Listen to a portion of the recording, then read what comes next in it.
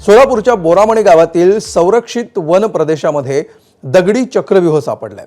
15 वर्तुळ असलेले हे चक्रव्यूह देशातलं सर्वात मोठं चक्रव्यूह असल्याचं तज्ञांचं मत आहे। बोरामई गवताळ सफारी अभयारण्यामध्ये पाहणी करताना सोलापूरमधल्या नेचर कन्झर्वेशन सर्कलच्या सदस्यांना ही रचना दिसली होती। या ठिकाणाचे पुरातत्त्वीय दस्तऐवजीकरण करण्यासाठी डेक्कन कॉलेजच्या पुरातत्व विभागाचे संशोधक सचिन पाटील यांना पाचारण करण्यात आलं होतं। पाटील यांनी केलेल्या पाहणी दरम्यान ही दगडी रचना शतकानुशतकं अबाधित राहिल्याचं स्पष्ट झालंय।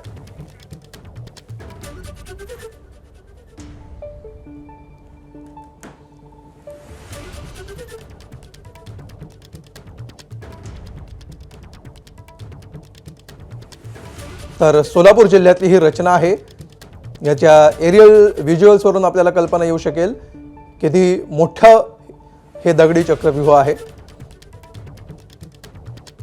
रोमन साम्राज्यामध्ये क्रेट या बेटावरती जो क्रेट क्वाइन जे बनवलं होतं त्या क्रेट क्वाइनवरती अशा प्रकारच्या प्रतिकृती आपल्याला यापूर्वी आपण ह्याचा अभ्यास केलेला आहे आणि या प्रतिकृतींची साधर्म्य असणारी ह्या संरचना पश्चिम महाराष्ट्रातील सांगली, सातारा, कोल्हापूर आणि आता सोलापूर जिल्ह्यामध्ये ह्या नोंदत आहेत।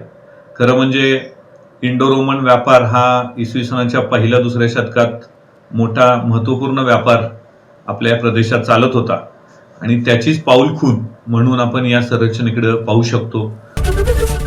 एबीपी माझा, उघडा डोळे बघा नीट।